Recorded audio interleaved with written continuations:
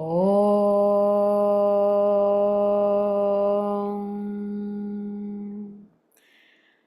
Om.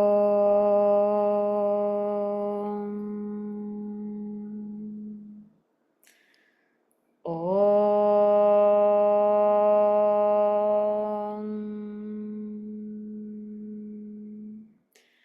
Om Sahana Vavatu Sahanau Bhunaktu Saha Viryam Karavavahai Tejasvinavadhitamastu ma vidvishavahai.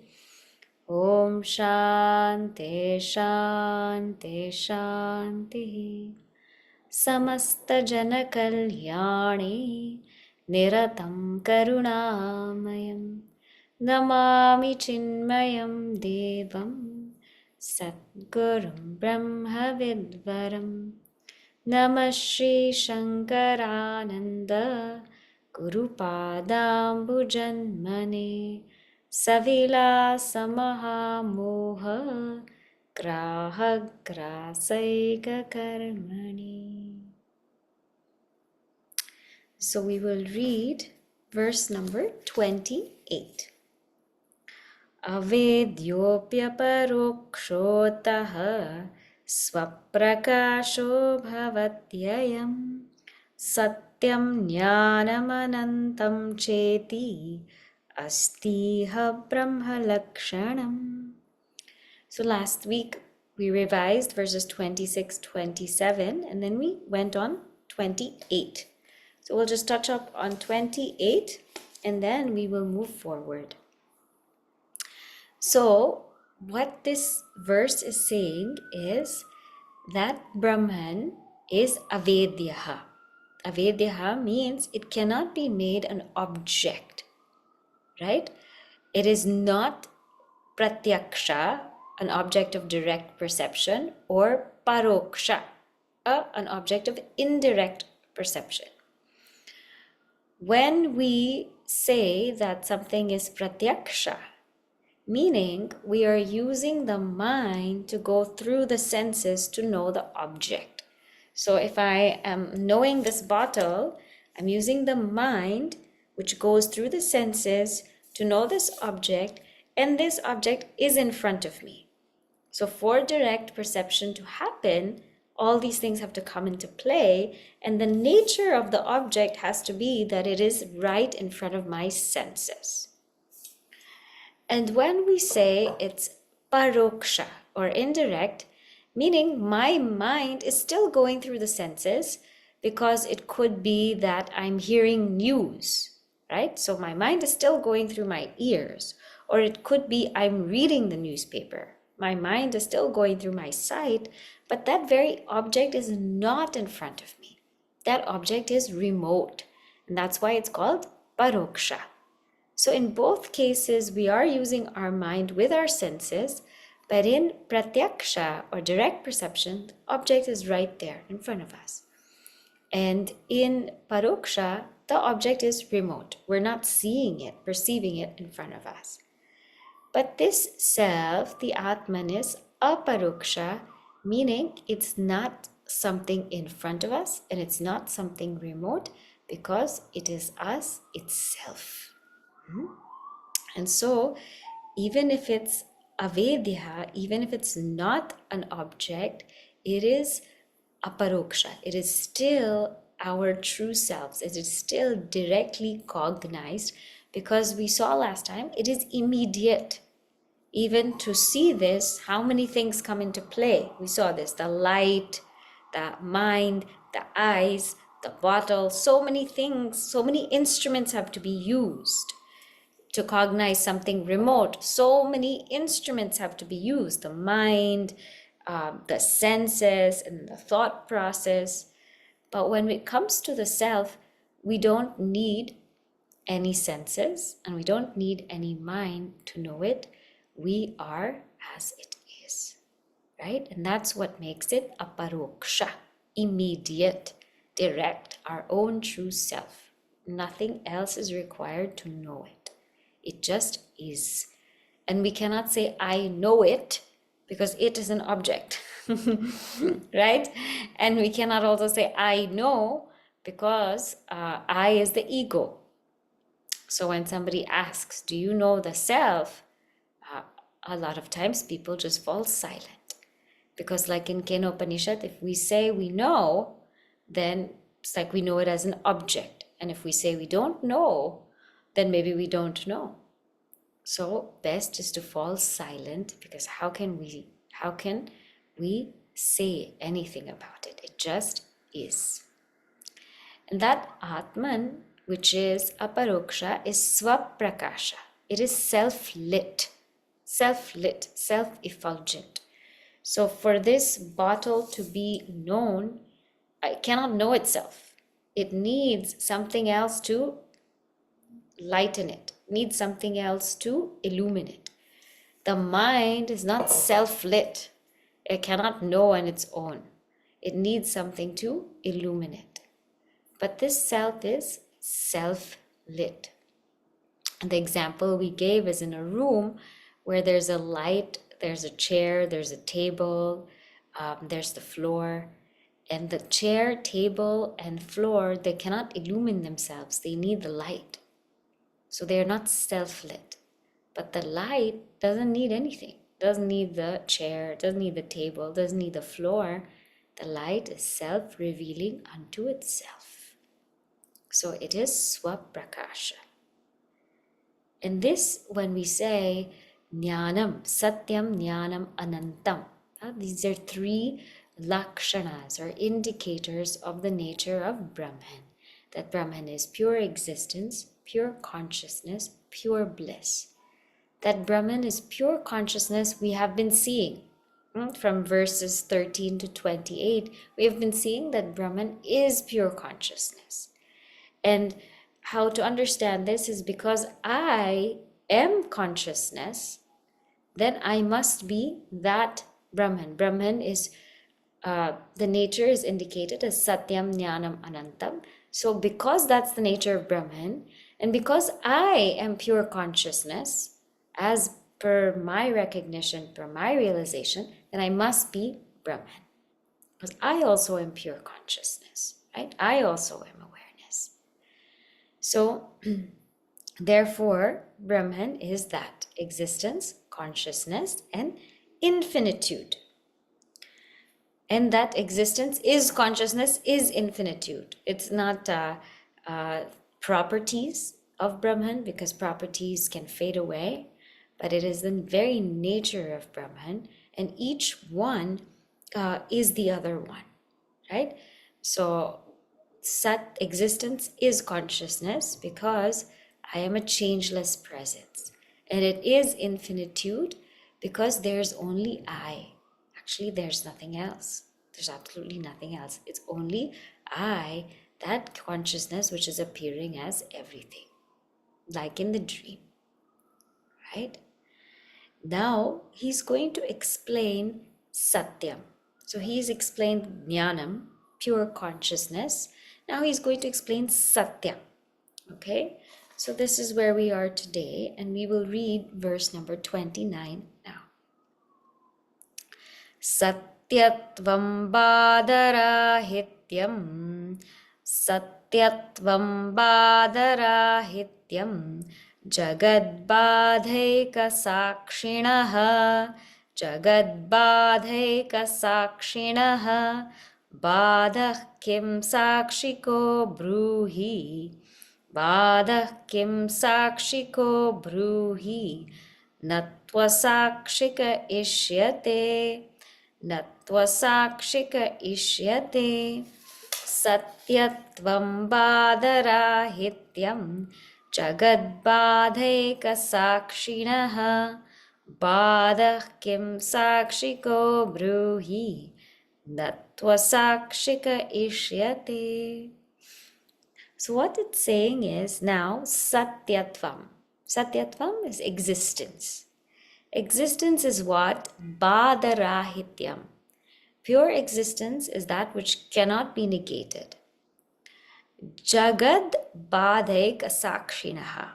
Of that self which is the witness of the perishable world, Jagad Badhaika Sakshinaha, Badha Kim Sakshiko Bruhi, if that self which is the witness of the negatable world, if that self is Badha, if it becomes negatable, then who will be the witness of that? Kim Sakshiko Bruhi. And na tu asakshika ishyate. And if it is indeed negatable, then who is going to be a witness of it? So, who is going to be a witness of the self if it is negatable? And if it is negatable, then how can that be? Because there has to be a witness of that negatable entity. So, existence is what cannot be negated. If the self, which is the witness of the perishable world, becomes perishable, then who will be the witness to the fact of its perishability? For the destruction without a witness of it cannot be postulated. So what does this mean? First thing to understand is the word Satya, or existence. Existence means that which is changeless, free from any change, and thus it cannot be negated. Because only things that change, those are the things that can be negated, can be falsified. So when a bud changes to become a flower, then the bud is negated, it's not there anymore. And when the flower changes to become a fruit, then it's not there anymore. The flower is not there, fruit is there, right? So anytime that change happens, there is what we call a negatability. So the childhood body was there and it changed to the body of a youth. Therefore, there's negatability. Now that childhood body is not there anymore. So when we say Satyatvam is Badarahityam, it is without negation. It is non-negatable. We mean it is non-negatable as well as it is changeless. Because only in change there is negatability. And why is that so? Because there's nothing opposing the self. There's nothing opposing the self. When there is something else, right, then change happens. What do we mean? When, let us say, there is a fruit on the table.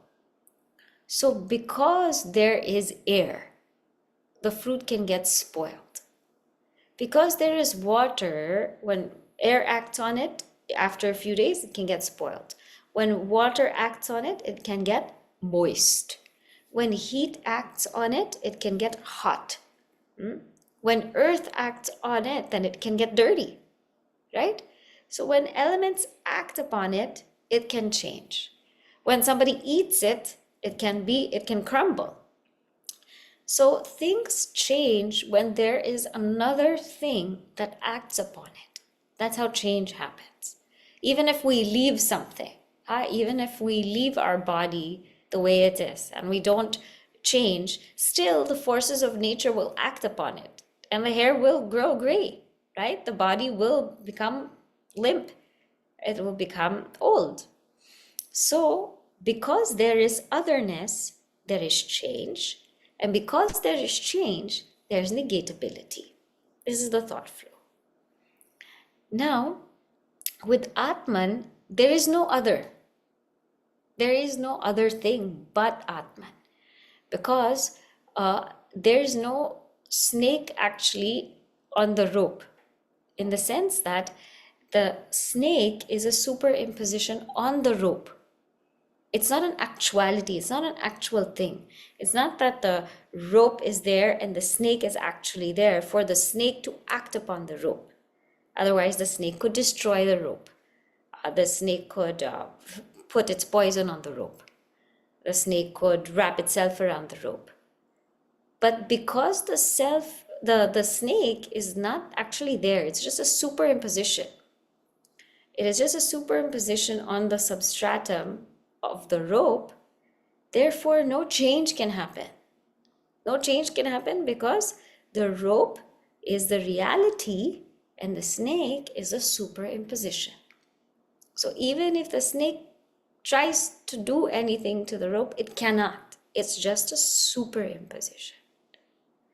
So in the same way, this whole world is a superimposition on Brahman. This individuality, this whole world, everything is a superimposition on Brahman. So how is that superimposition going to affect the substratum? That superimposition cannot cause any change to the substratum. So therefore, because they're on two different realms of existence, Sat or consciousness, Ātman, Brahman, is absolute existence or pāramārthikā satta. And this world is just an appearance. It's not absolutely real, what we call prātibhāsikā satta. So therefore, there is no change that can happen to the self. Everything is just being superimposed. Like the screen in the movie. There's no change that can actually happen to the screen. So many things can happen in the movie. It can rain, it can get hot, it can get funny, it can get dramatic, but nothing can actually happen to the screen because there are two different degrees of reality. So therefore, that Sat, Chit, that Sakshi of this whole entire world, if somebody says that that existence consciousness, which is the substratum, what if that's negatable? Why can't that be negatable? That which is pure existence consciousness, why can't it be negatable? Then it says, if it is negatable, then who witnesses its negation? There has to be something to witness its negation, right? Who witnesses it? We cannot determine that. And it will go into infinite regress. Somebody else witnesses it. Somebody else witnesses it. Somebody else witnesses it. But that's also not the case with us. Very clearly, we don't feel that I am the witness of these thoughts, and then somebody else is witnessing the witness of these thoughts, and then somebody else is witnessing the witness of the thoughts. We also don't experience that. So we cannot say that the self is negatable, because then who would be there to witness it? And destruction, if we say that it is negatable, there has to be a witness. There has to be the witness of the negation. So therefore, it cannot be that the self is negatable. Self cannot be negatable because it is the only thing that exists, and therefore no change can be acted upon it. And because no change can be acted upon it, it cannot be negatable. And it cannot be negatable because it's the ultimate witness. There's nothing else that witnesses it. It is the ultimate witness. But if somebody says that, no, I want to understand. I want to deeply understand, because one thing is the scriptures telling us that the self is not negatable, but another thing is for us to deeply recognize that ourselves. So if we want to do that, how do we do it? So here now, the next few verses will take recourse to Brihadaranyaka Upanishad. Very beautiful, beautiful portion of that neti neti. Not this, not this. Okay? So now we come to verse number 30. Apaniteshu murteshu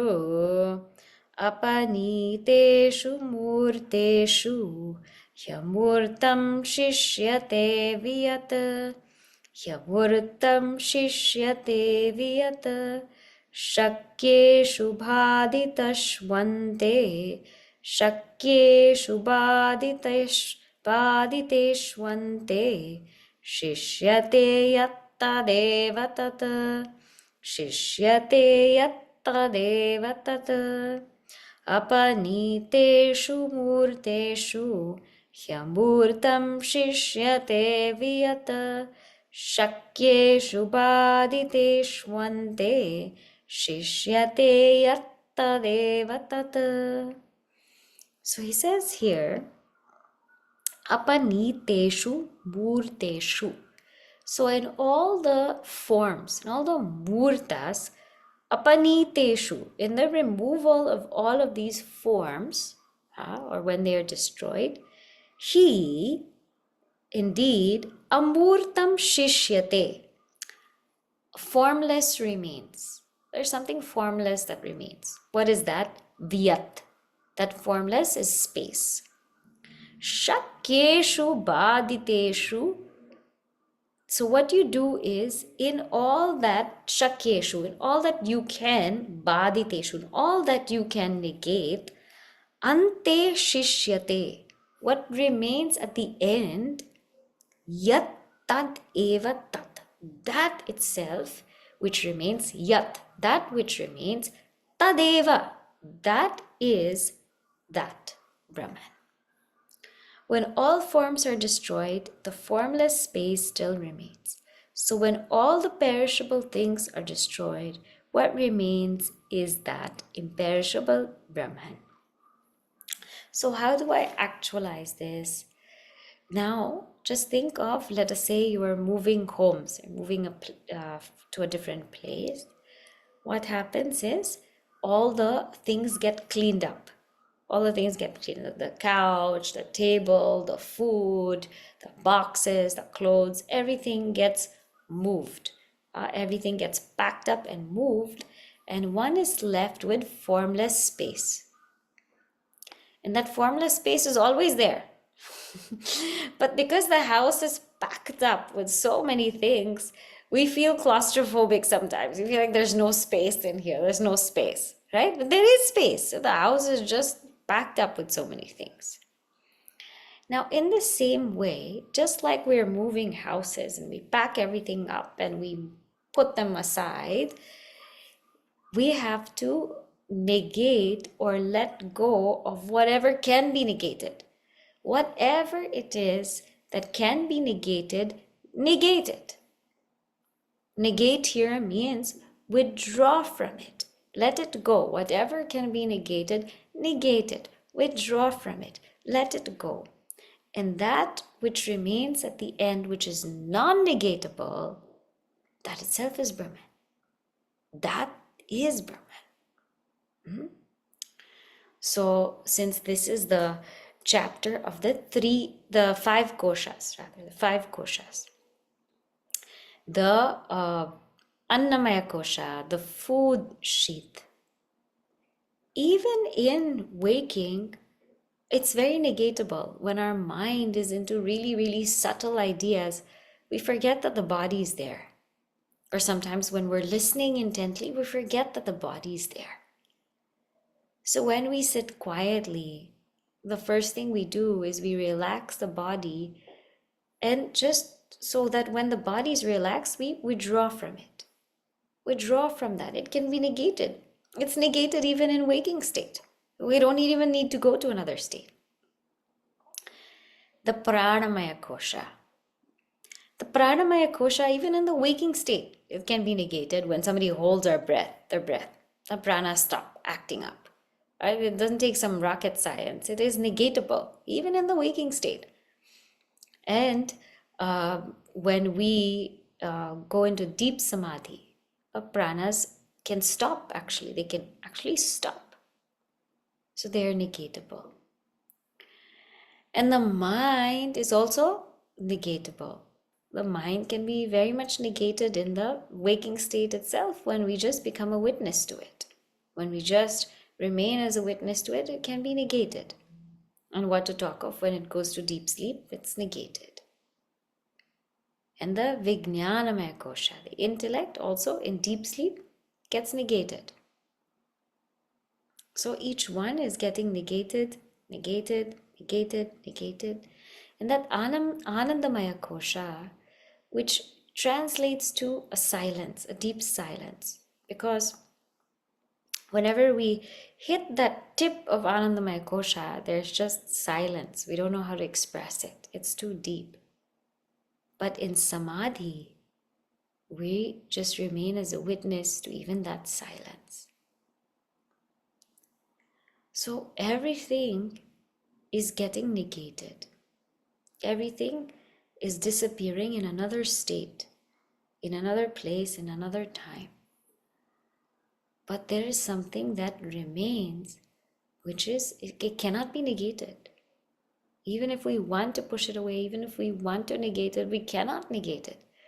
That which cannot be negated at all, that is your real nature. That is what it means by Sat. Badarahityam. Cannot negate it, even if we try. In the language of Mandukya Upanishad, it's that Turiya, right? So the waker, the dreamer, the deep sleeper, the waker gets negated in the dreamer.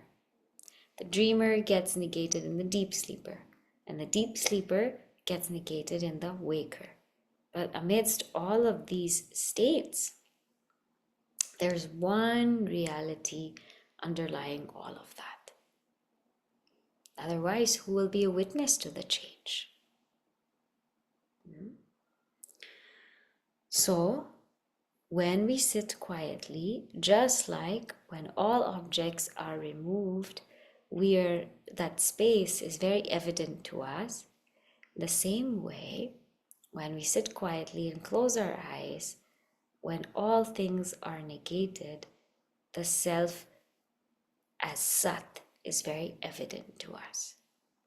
And what's really important is, after negating, the one who negates has to be dropped also. So it is like when we're sitting quietly and we're just letting go of everything, the one who's letting go, that also has to drop. So drop the thought that you have dropped it. Drop that thought. Drop the thought that you have dropped it. Negate the thought that you have negated it. And only when that ego falls, then the self is self-evident as it is. Okay, I will see the next verse. Sarvabadhena kinchit chet. Sarvabadhena kinchit chet. Yanna kinchit tadeva tata. Yanna kinchit tadeva tata. Bhasha evatra bhidyante. Bhasha evatra bhidyante. Nirbadham tavadastihi. Nirbadham tavadastihi. Sarvabadhena kinchit chet. Yanna kinchit tadeva tata. Bhasha evatra bhidyante. Nirbadham tavadastihi. So now the opponent can say, Sarva badhe na kinchit chet. So if the opponent says, when everything is negated, not kinchit, there's nothing that remains. Everything is negated, nothing remains. Yanna kinchit tadeva tat. That which you're saying is nothing, that itself is. So if the opponent says nothing remains, then the Advaitin says, that which you call nothing, that itself is. Bhashaha eva atra bhidyante. Here, the atra, the difference is bhasha. It's just speech. Speech eva. Speech alone is a difference. What you call it as nothing. We call it as something. It's the same thing. Nirbadham tavad astihi. That thing is unnegatable. and that's just what it is. So if the opponent objects, nothing remains after everything, name and form, has been destroyed, then we reply that what you describe as nothing is the self. Here the language alone differs, but there surely remains something after the destruction of all. Huh? So whether somebody says nothing or whether somebody says something, it just doesn't matter. Because whatever happens after that gets negated, we cannot say by speech. We cannot call it out by speech. It just is there. And that alone remains. We cannot deny that. Because if we say nothing, then who knows that nothing? So what it's saying here is, don't get caught up in any of the language. Just go beyond words. Go beyond the thoughts. And remain as you are. In Panchadashi, in chapter 2, if you remember, it said that all of these things, Sadeva Somya Idamagra Asid, before there was Sat alone. We use all of these terms before, after, something, nothing, because the student has the vasana of time. The student has the vasana of words. That's why we're using words, we're using time, we're using concepts, because the very student has those deep impressions. So the language has to be conveyed in that, or truth has to be conveyed in that. But it is actually beyond any word, beyond any time, beyond any space. Right? We'll go to the next verse. Ata eva shrutir badhyam, ata eva shrutir badhyam, badhitva sheshayatyadaha, badhitva sheshayatyadaha, sa esha neti netyatma, sa esha neti netyatma, ityatadvyavrittirupataha, ityatadvyavrittirupataha, ata eva shrutir badhyam, badhitva sheshayatyadaha, sa esha neti netyatmetyatadvyavrittirupataha. So, ataha eva, it is for this alone, shrutihi badhyam badhitva, having negated what is negatable, sheshayati adaha, there is something that remains. And sa esha neti neti, that is this, naiti naiti, meaning what remains, we cannot call it anything. And therefore the language of negation is used. Na iti, it is not this, it is not this. Iti attad vyavriti rupataha. How it is indicated then is through negation. So it is for this that the Shruti in the passage, that Ātman is not this, negates all objects having names and forms, but keeps that Ātman intact. So what is this neti neti?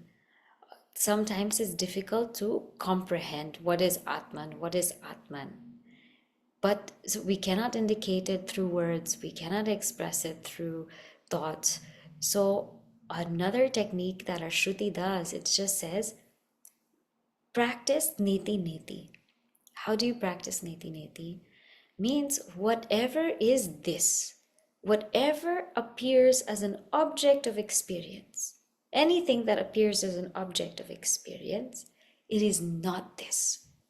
So the body appears as an object of experience, it is not this. The breath appears as an object of experience, it is not this. The concepts, different concepts things, thoughts, they appear as an object of experience, not this. Even ignorance is experienced, not this. So whatever can be made as this, whatever can be made as an object of our experience, not this. And if we keep practicing this, neti neti, not this, not this, not this, at our seat of meditation, then what we arrive at is that pure self. The most important not this, which we also saw before, is that ego. Even that ego is the one, the first, when we're sitting down, it's the ego the one who says, not this, not this, not this, not this. At the end of the day, then that ego itself has to just surrender and melt. Not this. It has to be able to give itself up. The problem with this ego is that it keeps asserting itself. It keeps wanting to assert itself. It keeps saying that, what will you do without me? If the ego dissolves, what will you do without me? If the ego dissolves, all the problems will be solved. That's a simple thing. That's the truth. So, not this, neti, not this, not this, not this. One in one, neti. One not this, negate everything that's gross, everything that's manifest to the senses. In the next, neti, negate everything that's subtle. Everything that's subtle, the thoughts, concepts, and putting them together in the third one, negate maya, even that unmanifest. Negate all of that. And then what one comes to is that self, and that is Satya. Okay, so we will stop here and I will just summarize, and then we will see more of it next week. So what is being talked about is Ātman as the nature of Sat. How is Ātman pure existence? And what does that mean? Sat means that which cannot be negated. How is it that Ātman cannot be negated? Very simple. There's nothing other than Ātman. There's nothing other than Ātman. And if there's nothing other than Ātman, that means nothing can make it change. Nothing can wet it. That verse in Bhagavad Gita is there, right? Nothing can wet it, nothing can dry it, nothing can burn it. There's nothing else. There's nothing else that's there. Therefore, nothing can make it change. And because nothing can make it change, therefore, it cannot be negated. And that which cannot be negated is Ātman. And if you say Ātman can be negated, then who would be the witness of that negation? Right? It would go into infinite regress. And if you say Ātman can be negated, there has to be a witness of that negation, right? So it cannot just be that there's negation and there's nothing. There has to be some witness. Therefore, that witness is Ātman. And then it goes on to say that what if I want to internalize this Ātman? Well, if one wants to internalize it, it is just like removing all objects from space. Space is always there, but it becomes very evident when all objects are removed. Do the same with the mind. Remove everything, all the thoughts in the mind. Remove everything.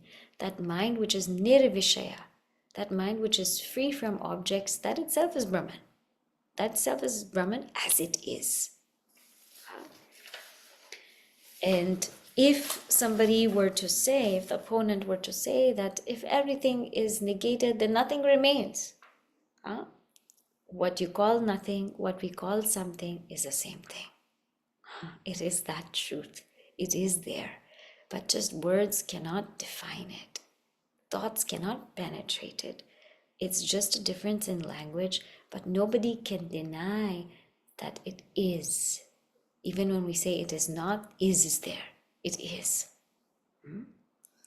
Therefore, our Upanishads have this verse or this mantra called neti neti, wherein we say that when we're sitting quietly, just negate anything that is an object of our experience. Just negate it. Negate it. Na iti, na iti. Negate everything. And upon that, one comes to that self, which is of the nature of Sat. Okay, so we'll stop here. I'll say the closing prayer and then we will have any questions if there are. Om Purnamadav Purnamidam Purnat Purnamudachyate Purnasya Purnamadaya Purnameva Vashishyate. Om Shanti Shanti Shanti. Harihi Om. Shri Gurubhyo Namaha. Harihi Om.